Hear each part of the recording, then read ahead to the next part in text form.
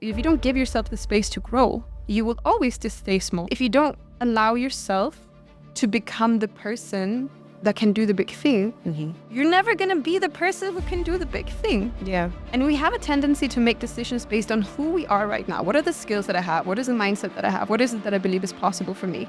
And then we make decisions based on that instead of making decisions based on who could I be at the end of this. Do you walk with the fear? Do you go through it, or do you fight it? How do you fight it? Because that fear is always going to be there to kind of stop you. You have to start doing the things that you don't know how to do. You have to start doing them in order to grow into the person that can do it. We need to start making decisions based on who could we be instead of who am I now. Welcome to the Be Wise podcast, where we have conversations that help us enlighten, excel, and of course, empower us to be better versions of ourselves. Today, I'm so excited and I'm thrilled for the guest of today. She is a powerhouse, a strong woman, a transformative woman. Her name is Rebecca Hansen. She is a transformational and leadership coach here. And it's so great to have you here. Welcome to the show. Thank you so much. How are you doing today? I'm doing amazing. I'm so happy to be here. I'm so excited for you in this new podcast. Thank you so much. You're the first guest here. But I think we'll just dive into it. You do transformational leadership coaching. Why personal development? Why seek that career into making sure that people propel themselves to become better? It's been a big part of my own journey. It took a long time before I realized that that was something that was quite unique in the way that I do things in general. So when I was a kid, my mom was into personal development and she kind of planted seeds into my own mindset about, how to reflect and introspect. And I thought this is what everybody did. I thought it was as standard as learning how to read and write. And even though it took me a long time before I was able to actually to harvest those seeds. Yes. It's just such a deep part of who I am. And I've experienced the power of transforming myself in so many different ways. I grew up depressed. I had eating disorders, social anxieties. My standard way of being was just in such a negative place. And it took a long time for me to understand that. It took a long time for me to understand the power that I had over it if I chose to do anything about it. And then developing the skills to work with those different mindsets and ways of being that I had and identifying them, changing them. And then seeing the power of you can actually go from being depressed and anxious and unhappy with yourself and have no confidence and no self-esteem to being, as you said, a powerhouse, someone who helps other people and who's able to put yourself into the world and actually do amazing things. And the more that I grow into the space myself, the more that I see the opportunity that each of us have if we choose to think and be in a different way. And for me, it's the source, it's the core of everything. Right. So when you work with other people, you need to be able to understand yourself at that level where you're willing to dive deep into yourself and see what is going on here. How did I become the person that I am? What thoughts and behaviors who do I have that are limiting me? And how can I change it in a way that makes not only me, but the world a better place? Right. I love that because I kind of share the same experience as you. During COVID, I went through a dark season of being depressed, not feeling like I know my purpose. And I was like, I need healing. I had to pray, of course, but I started personal development. I remember I first learned about personal development from the guru himself, Jim Rohn. And he defined what personal development is, how it's the value that you create in yourself that is more important. The world tells us, work hard, do this at your workplace, but it's best to work harder on yourself than to work on other things. It's best to work hard on yourself than your relationship because that's where it starts from. You can't pour your energy from outside to people outside than to stay within. And I met some people, and I think maybe you can give advice on that. Some people are like, I don't have time for personal development. I don't have time for all that introspective work. It's for people who are theorists and all. But going through it and hearing someone say that, it kind of felt bad because I'm like, you don't know how much is out there that you haven't found out or you don't know about yourself. That's so much potential that you have that you could tap into. What advice would you give to someone who simply feels like they really don't have time for that? I think it's funny to think of it as being time that you need to spend because for me, personal development is about who you are. So it's about catching yourself in every thought that you have and figuring out, where does this come from? And my response to this thought, is it actually going into the direction that is the most beneficial for me and for the situation? And especially when it comes to leadership, for example, am I right now working from a place of the ego? Am I trying to put myself first, or am I putting the team and the company first? Am I putting the vision first? What is actually the consequences of going in this direction? And you can talk about not having time, but if you're climbing up a ladder, you're climbing up the wrong wall. Right. What is the benefit? You're actually losing time or going in the wrong direction. So personal development is figuring out, where am I even going in the first place? Yeah. We're all programmed, right? And when you understand that we're all programmed from, we're born based on our caretakers and their opinions of us, our school teachers, our friends, our role models, the music that we listen to, the movies that we watched. We understand that every single message that we have internalized comes from the outside. Right. It's not something that we were born with. Once you understand that, you realize that you have been programmed to fulfill a specific purpose. And that purpose is very often work really hard and sacrifice yourself. Yeah. But very often we work hard and sacrifice ourselves for the very purpose of working hard and sacrificing ourselves, and not necessarily because there's a bigger picture in it. You find yourself in a loop. You just find yourself in a loop of just sacrificing yourself on repeat. And that doesn't really feel really good, right? It doesn't feel good to us. It doesn't feel good to the people that we're around. We come home and the people that we have in our lives, it doesn't feel good to them either, because we don't have the capacity to be there for them. We don't have the capacity to be there for our friends, our family. And then you can ask about, well, what is then the purpose of being alive? Is it just running around in a loop, in a rat race, and sacrificing myself for whatever someone else has told me I should sacrifice for? Mm-hmm. Once you take a break and you just sit down and you ask yourself, what am I actually doing? And do I enjoy what I'm doing? Mm-hmm. Am I doing what I'm supposed to be doing? Then you'll realize I'm climbing up the wrong wall. And you can ask yourself, do you want to realize this now, or do you want to realize it in 20 years? So when you're talking about having time, you buy back your time by doing personal development. Yeah. Because you start doing the things that are actually right for you and not for the people that have programmed you. It's amazing that you say that, because I remember when I had a roommate back in college, she would come to my room and she would find me watching Jim Rohn, Miles Monroe, you name it, all these personal development coaches. Like, what? Weren't you on Netflix? Like, there's a new show coming up. Why are you wasting time on this? And I found myself becoming more passionate about it. And later on, she stumbled upon, I think, I don't know, conversation, and she started doing it. And she was like, I'm learning so much more. I'm realizing that I can actually save time by taking time to work on myself. But I've also noticed that people in my generation, they struggle with goal setting. Yeah. You know, goal setting where you say, okay, I'm still in my 20s. You can, like 20s, 30s, whichever age, I can maximize on this if I have a structured goal setting. But people are like, I have a struggle with meeting my goals. Yes, I'll write it down and I'll forget it. How can people incorporate personal development to help them reach their personal goals, financial goals, just their life goals in general? Yeah, I'm not a big goal setter myself, mostly because there's so many things that we can't control when we have external goals. So most people do what I call output goals. So they focus on the output that they can create. And that can be, I want my body to look a specific way. I want my finances to look a specific way, my businesses, my friendships. And then they create goals based on that. There's so many other things that play into the achievement of those goals that we can't control. And there's so many things that we're not aware of that are required in order for us to achieve those goals. So when we set the goals, we don't actually know what it's going to take. It's very easy to say, I'm going to make $1 million next year, but you don't actually know what actually needs to happen for you to be the kind of person who can make $1 million in their business. So understanding instead, who do I need to be a match to the external circumstances that I want to have? So let's say, okay, in the future, I want to have my business look like this, or my career look like that, or my body to look, whatever the goals it is that you want to have. You think about your future external circumstances. And then what I do is that I think about, who do I need to be the kind of person who has who lives in those external circumstances. Now my goal becomes about, how do I become this person? how do I close the gap between who I am now and the person that I need to be a match to those things? So I know that there's a range of skills that I need to develop.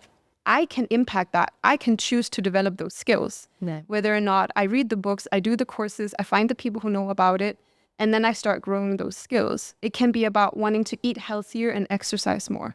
So, or exercise smarter even. So my focus becomes on how do I build the person who does this naturally. Yeah. If you look, I love using fitness as an example because everyone can kind of relate to it, right? Everyone has at some point either tried to gain weight or lose weight or get in shape or whatever it is that they do. And what humans tend to do is that they sit down and they set a goal. I want to lose 10 kilos.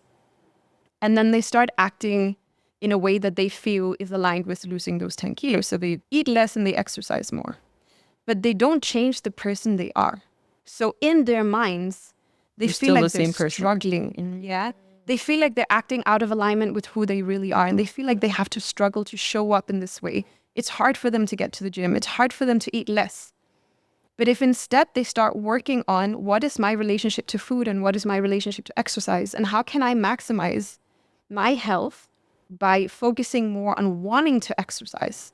Now I exercise for the purpose of exercising, not to lose the 10 kilos. I eat healthier because I love the way it makes me feel, not because I want to lose the 10 kilos. So now you're focusing on becoming the kind of person who just lives a healthy life. Then eventually the 10 kilos are going to disappear. And you're going to sustain that weight loss because it's who you are now. But if you're constantly acting out of alignment with who you are, even if you lose the 10 kilos, you're going to gain them back because you're just going to go bounce back to the person that you are because you can't wait until the day that you've lost the 10 kilos so you can go back to watching Netflix and eating, pizzas and chocolate or ice cream or whatever it is that you wanted to do. But once you change who you are and you become a match to your goal, the goal is going to happen, but your focus is on a different place. And once you become the kind of person who naturally is the person that achieves the goals, it doesn't feel like struggle. It feels like everything is just falling into place. You're in the state of being. You're in the state of being, and you don't get disappointed, and you don't find the struggle in the same way. It doesn't feel like you're working as hard because you're literally making it a part of who you are. So my work, in whenever I look at my external circumstance and I think, I would like this to improve, I'm thinking about who am I right now that's not a match to that? What is it about the way that the things that I believe, the things that I think, the things that I do, the people that I hang out with, where I put my attention, where I put my mental resources, my initial triggers and reactions to things. What is it that's not a match to this person? How do I need to develop? And 99% of the time, it's the personal development. It's not even the things that you do, it's who you are that makes the difference. I attended one of her great seminars and you mentioned something about be, have? Be, do, have. Be, do, have. Yes. I would like you to explain that because that is a perfect acronym for someone to remind themselves when they're like, I want to reach this place, but where do I start? I need to first be, then do, and then have. Absolutely. And we tend to do it the other way around. So just as I explained before, we look at what we want to have, and then we focus on what do I need to do in order to have that. And then we get lost in this cycle of struggle and not really understanding what's going on. And we always end up bouncing back to who we are because we will never act in a way that is inconsistent with how we're programmed. So if we work on the programming first, we start with the being, then automatically we get into the doing because you will end up working and doing in a way that is aligned with who you are, with what's important to you, with what you believe is right, with just your thoughts, your emotions, everything that you're working around. The doing becomes a natural consequence of working on a being. And if you then be and do in a way that is consistent with the things that you want to have, then the having ends up becoming a natural consequence as well. Because if we keep working on being and doing, eventually the external circumstances will catch up. There's no way they won't. It's only a matter of time and the resource that you put into it, the energy that you put into it. Yeah. So would you say where a person is in life or how much they make or how they think or the types of circles they have is a perfect reflection of what's going on inside. 100%. Okay. 100%. And if you start hanging out with specific people, you will see that. You'll see the similarities that they have. So one thing that has helped me tremendously is to get into rooms of people who are highly successful. Highly successful in what it is. There's a saying that says, when you're in a room and you find that you're the smartest person, just leave. You gotta get out of gotta that get out. boom. But that's where most people find comfort. It's incredibly comfortable being the smartest person in the room. It feels of your ego. It feels good, right? And you can really thrive off of that. But it doesn't move you anywhere. Yeah, true. So if you look around in your circle of friends, and you look at what is important to them, what do they talk about, how do they spend their time, how do you spend time together, what are they achieving, that will determine what you achieve. So let's give an example, right? Let's say that all of your friends are like your old roommate used to be. The best way to spend time is watching Netflix. So whenever you meet, you just sit and watch movies, and that's fine, and you move. Now imagine instead that the people that you hang out, they don't want to spend time watching Netflix. They want to talk about what are the business opportunities that we have available right now, and how do we get into them, and how do we grow, and what kind of people do we need to know, and what are we doing right now that's keeping us away from that? What do we need to stop doing? What do we need to go do? And you see all of your friends are moving at a fast pace. They're growing in whatever area that's their area. You're going to feel really bad for sticking behind, right? You're going to be, what am I doing with my life? And mostly when you're in the sauce, you don't know you're in the sauce until time has passed. Absolutely. So to catch yourself and be like, oh, I'm actually not with the right people. Sometimes it doesn't hit you until super late. So which brings me to the part of self-awareness. Yeah. How do people, because I believe that's where it starts essentially. But people are like, self-awareness, yeah, I know I'm like this. It's fine. I'm okay with who I am. I just know I show up to work. But self-awareness with the limiting beliefs, with the limiting environment, all of that. How does self-awareness and environment as well play part in you becoming a better version of yourself? Oh, everything. It is so important. One of the things that I personally work on the most is my self-awareness. And some people might ask, how are you not self-aware already? You've been in personal development for decades. Yeah, and there's so much more left. It's like the deeper you dive into it, the more detail you find. Yes. So now every time I feel a sense of resistance, and it's not even thoughts anymore. In the beginning, it's the thoughts. You start paying attention to, what am I even thinking? And what I recommend that people pay attention to is, when are you judging somebody, right? When are you judging somebody else? Because that judgment of another person is a reflection of your judgment of yourself. So when you're judging another person, you're revealing the conversation that's going on in your head and what you're not allowing yourself to do, or the excuses that you're making for not doing what they're doing, right? So some people will say, oh yeah, this person is super successful, but she's also out there and doing all of these things. I don't want to do that. Okay, so you don't want to change, or you're gonna judge somebody else to feel better about you not doing the things that are required for you to become successful. So it's about getting really, really honest with yourself, what you're thinking, what your reactions are, what your assumptions are. I used to have so many assumptions about what people would think about me, about other people. People pleasing, I guess. There's also people pleasing. And that also comes now down to the idea of, why is it that I believe that I need to sacrifice myself for the benefit of others? Where did that come from? Right, that's very typical for women. We constantly give and give and give. And I had a really interesting conversation with my partner the other day, because I realized whenever he offers to do something for me, I would respond with, if you feel like doing it. Right? Yeah. And he's like, why would I offer if I didn't feel like doing it? He gets annoyed with me at some point. And I realize it's because I am so used to pouring into other people when I actually don't feel like doing it. I'm so used to giving out of myself and doing things for other people when I don't feel like doing it. And I don't want other people to do that for me. And I think that's one of the reasons why women have so many issues receiving. We have so many issues receiving good things from other people and accepting and just taking and being happy about something. Because we don't want the energy of someone doing something for us if they don't want to do it. And the only reason that thought pops into our heads is because that's how we've been doing it. And not until you start realizing these patterns of how you react to things. A really, really strong indication is how do you feel about stuff? When do you feel resistant? When do you feel tired? When do you feel like you just don't want to do things? And why do you keep doing that? When are you feeling scared of something? Like, our emotions are such a strong indicator of our programming. So really digging into, why am I feeling like this right now? Why am I thinking like this right now? Why am I having these reactions to this right now? And a lot of the people who just say, I'm good with who I am, I'll just continue life as it is, they don't actually feel anything. And they're so used to numbing themselves.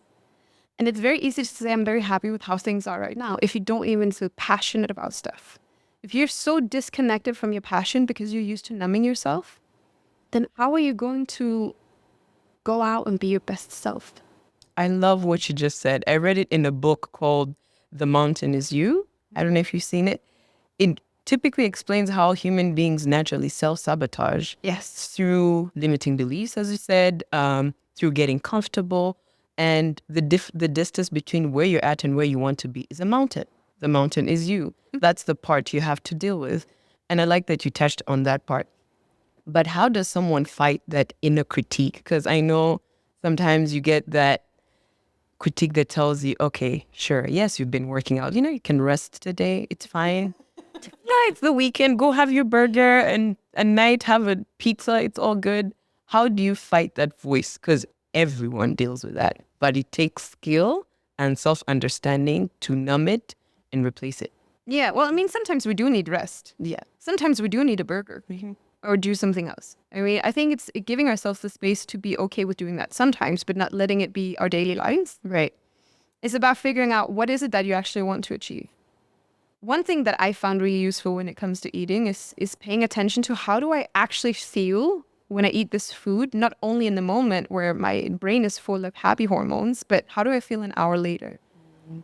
How does my body really respond to this food? And is that how I want to feel? If now I imagine, okay, imagine the first bite I take, I feel the way that I'm going to feel in an hour, would I still eat the burger? Right? That being said, one thing that I find really useful when it comes to the inner criticism is naming the voice. No, that's cool. It is, yeah, mine is Auntie Felicia. Okay. Because you realize also that the critical voice in your head has been planted. You are not born with a voice in your head that's constantly criticizing you. So you start realizing, okay, these sentences that I'm telling myself, who told me that growing up? What is this, the voice that I've internalized? Whose voice is it really? And you don't have to name the voice after that person, right? Because that becomes really revealing. Yes, absolutely. I will name that voice to find out, okay, this is something that's sabotaging me. It's something that's criticizing me. It's something that is pulling me away from the direction that I want to go. I will name that voice and I will just disassociate it. So now it's no longer a part of who I am. Mm-hmm. It's something I realize is something that's coming from the outside. Now it becomes a lot easier to not listen to it. And it's amazing because our body's actually powerful. Let's say when you have taken maybe 3 months, taking good care of yourself, you're reading, you're making sure your environment is good, you're elevating. There's going to be that point where you kind of fall, or some temptation or something that's related to your old self comes back. Trust and believe your body is going to react somewhere. You're going to feel uncomfortability, a sense of guilt, a sense of not even anxiety, just something. It's literally your body. You're off track. Do you believe that? I think every single journey we have towards success is going to have setbacks. Yeah. And I think accepting those setbacks as part of the journey, instead of thinking, oh, I'm back to who I was, so I'm going to continue in the direction of the setback. If you just accept that this is a bump on the road, and this is just going to be, a period of time where you have maybe a few weeks where you're a little bit off track, or maybe you need it for something else. Very often when we get started with something, we have a lot of motivation, we have a lot of momentum, and things are going well, and we feel amazing, and it's exciting. And then at some point it gets boring. And then, oh, actually, I kind of missed that favorite pizza. Hey, I actually want some Kunda ice cream in bed. Hey, actually, so it ends up being this, it's almost like we're bouncing back into our old selves. Mm-hmm. So that's a point of time where I pay a lot of awareness into how am I actually feeling doing these things. If it's just for an evening, it can feel really good to just kind of replenish and be like, that was kind of nice. And then I'll get back up on the horse Monday or tomorrow or this afternoon, wherever it is. But if you now believe, oh, now I'm back to who I was before, and you continue now, it's Kunda ice cream in bed every single night. You have to course correct. You have to leave room for having those setbacks once in a while, and you have to accept that they're just part of the road. It's the same when you plateau. Let's say you're on a fitness journey. Yeah. All of a sudden, you have like things aren't moving, and you feel like you're working for it, and what is not moving. What I do is I do the same thing with any other area. I figure out what am I doing? What am I believing? What am I thinking? What am I feeling that is not a match for the result that I want? Mm-hmm. So I have reached the maximum of what I'm able to achieve right now, doing the things that I'm doing and being the person that I'm being. So if I haven't reached the destination that I wanted, I have to figure out what is still missing here. What am I not doing on this journey that is a match to this thing over here? And it might also be that maybe I'm putting my focus on the wrong things. On a fitness journey, for example, if you're doing a lot of exercise and you look only at the scale, at some point you're going to build muscle, and that muscle is going to put on weight. You're looking at the scale, you feel like there's no progress. Yeah. To this really cool scale that measures your bone density and your water and your fat percentage and your muscle. And when I first stepped up on it last time, I saw that I had gained almost 2 kilos in 2 months. And I was angry because, had been exercising and doing well. And then we got the full details. And it said, yeah, you've gained 2 kilos of muscle and you've lost 1% body fat. So I realized, okay, if I had only looked at the number of the scale, then I wouldn't have had the satisfaction of progress. So it's also about figuring out where am I measuring myself. Mm-hmm. It can be getting the details on a fitness journey, getting more detail around what is your body composition. It can be about, am I lifting more weights than I used to? Am I able to do more push-ups than I'm used to? So finding a lot of different metrics of success and measuring yourself in many places so that when things seem stagnant, you realize actually improvement some places that I hadn't paid attention to, which helps your journey be more measurable. So for someone who is young and in their early 20s, which I know that's honestly the best time to start your personal development journey. It is a journey, it's not a destination. I'd like to point that out. What advice would you tell them? Because I know it can feel like eating an entire watermelon when we talk about it. People get overwhelmed, some of them, like why it's a lot, where do I start? Is there like a mini roadmap or just step-by-step process for someone to start and take care of their inner world? I think that there needs to be a willingness in this, and to begin with. You need to be willing to do it. You need to understand that it is a full-time life journey. Yeah. And just being okay with taking one step at a time. I remember one of my old colleagues used to say, how do you eat an elephant? One bite at a time. Right? So you just look at, and it's horrible for me as a vegan to say. You look at this huge piece of work, you just start somewhere and you take just a bite at a time. Mm-hmm. And it can be reading a book that has come recommended. Mm-hmm. It can be, just sitting with it and just taking one page at a time, one step at a time. There's billions of dollars of worth of books out there that can help you on this journey. So maybe just, Google it, which is a good book to start with. Have grace with yourself. Yeah. Be okay with the journey feeling difficult and weird in the beginning. Every single time you start something new, it's going to be confusing at first. When you learn a new language, right? Listen, when I started learning Kinyarwanda, how's it going, by the way? How's it going? I was, it's not an easy language to read. The hardest language I had ever studied. Yeah. And I've been around in the language world, okay? So, but it's like when you start, you're presented with these new words. And all you got to focus on is just learning those new words. You don't have to think about being fluent, right? You just start somewhere and then you move slowly and you practice. And at one point, you're going to be introduced to grammar, and that's going to make you want to give up. And you get introduced to the crazy pronunciations and the way of writing things. And that's going to make you want to give up. But if you just take it one step at a time, slowly, you get better and better. And before you know it, you have the mutaris tell you, it feels like a little victory. Yes. It's always hard when you're starting something, like you said. But do you think routine, like how we live our lives on a day-to-day basis, affects who we become in terms of daily routine? I know most successful people that I have seen, they usually have libraries, meaning they read. You see them get into the fitness world, meaning they work out. You see them having 3, 4 friends, maximum even one. Sometimes they don't have big circles. All of that is a routine in their life that they have created. How does that play a role in becoming a better version of yourself in terms of what you do on a regular basis? I mean, a lot. Yeah.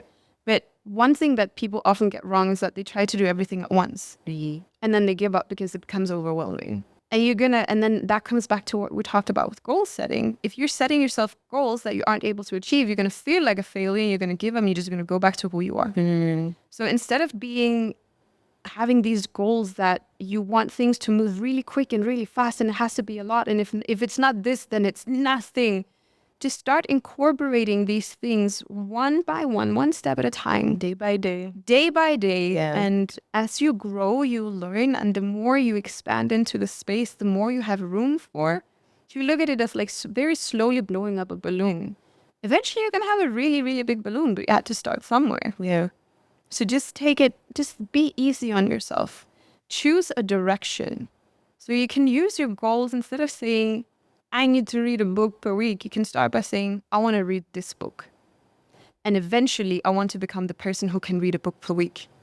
But I'm not going to measure myself against the person who can read a book per week until at least I've started reading a book per month or a book per year. Or even a page a day.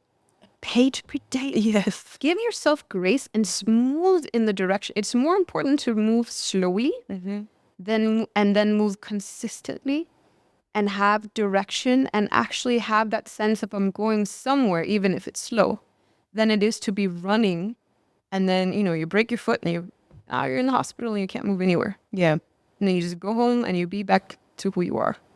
I've realized the body is a very funny being, us as people. When we start something new, somehow you're faced with fear. Absolutely. Sometimes you're faced with doubt. You're faced with, is this who I am? Am I trying to become who I can become? I know we talked about the inner critique, but I want to focus more on fear. How do people walk? Do you walk with the fear? Do you go through it, or do you fight it? Do you name it? How do you fight it? Because that fear is always going to be there to kind of stop you. Yeah. Yeah. I think not giving your power to the fear, understanding that fear is part of the process. And dealing with fear is a skill, which means that you have to start somewhere in order to build the skill. You have to give yourself the experience of working with the fear in order for you to develop the skill of learning how to deal with fear. It's like, if you don't want to face fears, but you want to learn how to deal with fears by reading books. Imagine if someone told you, oh, you can learn how to swim, just read this book about it. How are you going to learn how to swim? Absolutely You have to not. jump into the water before you can learn how to swim. You have to get into a car before you can learn how to drive. You won't read your way to it. And it's the same with fears. You have to learn how to deal with them by starting how to walk with it. So face your fears by doing things that you're scared of. Just go right into it. And just go do it. Yeah. Honestly, we make fears so much bigger in our heads. Give it power, honestly. It's so much Yeah. And we think things are so much more scary than what they actually are. So once we start doing things, we realize, oh, this was actually not as scary as I thought it would be.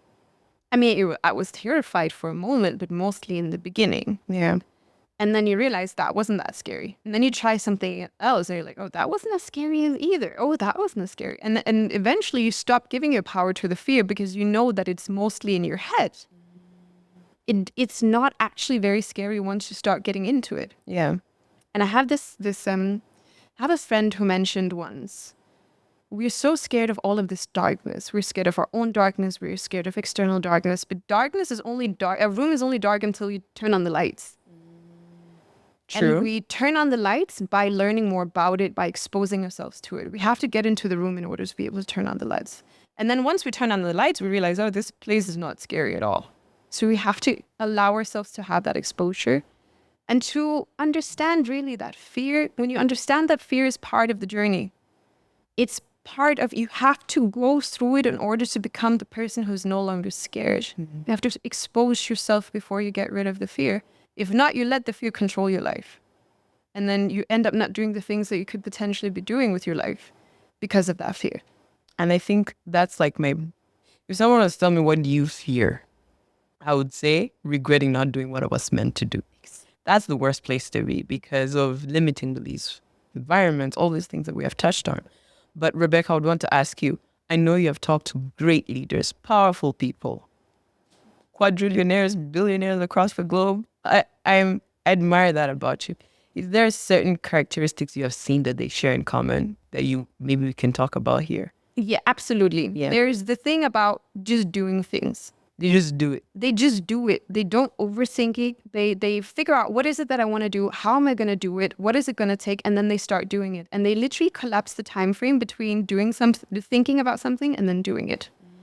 They don't allow a lot of time to happen between making the decision and then getting it done. And they don't say, what if it doesn't go? What if I fail? That's not even a thought, right? That's not a thought.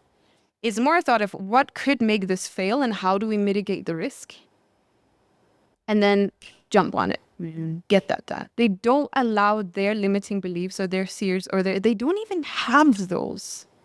They have so much belief in themselves and what they're able to do that they just jump into it with both feet. They don't let that voice take time to move it. That voice. It's numb. At the point of time when they've reached this level of success, that voice is gone. But in order for them to get to the place where the voice is gone, they had to first act against the voice. You can't let that voice dictate. Till it's non-existent. Imagine if Auntie Felicia ruled your life. Terrible. Right? Terrible. Yeah. Yes, you can't give that voice power. My mentor literally said the same thing. I have a mentor, he's actually in Rwanda, and he was like, why do you keep saying it? Will it work? Is it possible? Just do it. You never know how things might turn out. He's like, in my vocabulary, can't is not part of it. I just have to do it. Believe, okay, if it doesn't work, we'll try another option. If that option doesn't work, then we can move to the next one. But the first step is that they just take action. They literally just start and go, which I think is a great skill that, as you said, it takes time to numb the voice. If people can understand that it all starts from your mindset, that's what even this podcast is all about. Just developing your mindset. If people could start that, you just need to numb that voice and work on becoming the better version of yourself, things could be so much better. Yeah, absolutely. Yeah. And I think sometimes we need examples of people where we're like, there's no way I understand how you achieved what you achieved being who you are. I mean, Donald Trump made president and he might do it again. Yep. Right? He's not exactly an excellent public speaker. He's not exactly diplomatic. He doesn't necessarily know a lot about politics. So that he's not any of the boxes that a traditional president would take. He just went and did it anyway.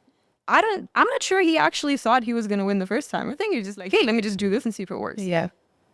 And one thing that I love, I don't remember who said that, but she was like, may every woman have the audacity of a white dude. Oh, okay. I see what you're saying. And it's so common for women, and there's a lot of studies around this as well. We see that for women to apply for a job, they have to fill like at least 70-80% of the boxes. Right? I don't remember exactly the number. And then they do the same. They look at the men. If they fulfill like 30%, they will apply for the job because they just have that audacity, that kind of natural born audacity. And I don't mean that in a negative way at all. I mean that in a way that, look at how some people just step into the world and be like, I'm just going to do it anyway. They say be delusional sometimes. Just be delusional. Be completely delusional and just try it out and see what works out. And you will be so surprised of how much easier it is to do some things than what you thought it was. Yeah. But also it allows you to expand into a much larger space that you wouldn't even have access to if you didn't open the door. And when you allow yourself to step into a space, yes, you're going to experience the growing pains because it's hard to suddenly have to fill in a pair of very big shoes. But if you don't allow yourself if you don't give yourself the space to grow, you will always just stay small and you'll always just stay here. And it's not going to be, and not everyone is going to just jump into this space and act crazy and do new things. And then, but the thing is, if you don't allow yourself to become the person that can do the big thing, you're never going to be the person who can do the big thing. Yeah. And we have a tendency to make decisions based on who we are right now. What are the skills that I have? What is the mindset that I have? What is it that I believe is possible for me? And then we make decisions based on that instead of making decisions based on who could I be at the end of this. Because whenever we're taking on a big project, through the project, we learn the skills, we become the people, we build a network, we figure out what needs to be done. You only learn as soon as you start. Exactly. At doing all of that. And you have to start doing the things that you don't know how to do. Mm-hmm. You have to start doing them in order to grow into the person that can do it. So we need to start making decisions based on who could we be instead of who am I now. Yeah. I think self-awareness, like you said, it starts with knowing what you want, knowing your why. Just diving into who do I want to become. Yes, we have, especially people in my age, like late 20s, mid 20s. I'm not saying my age.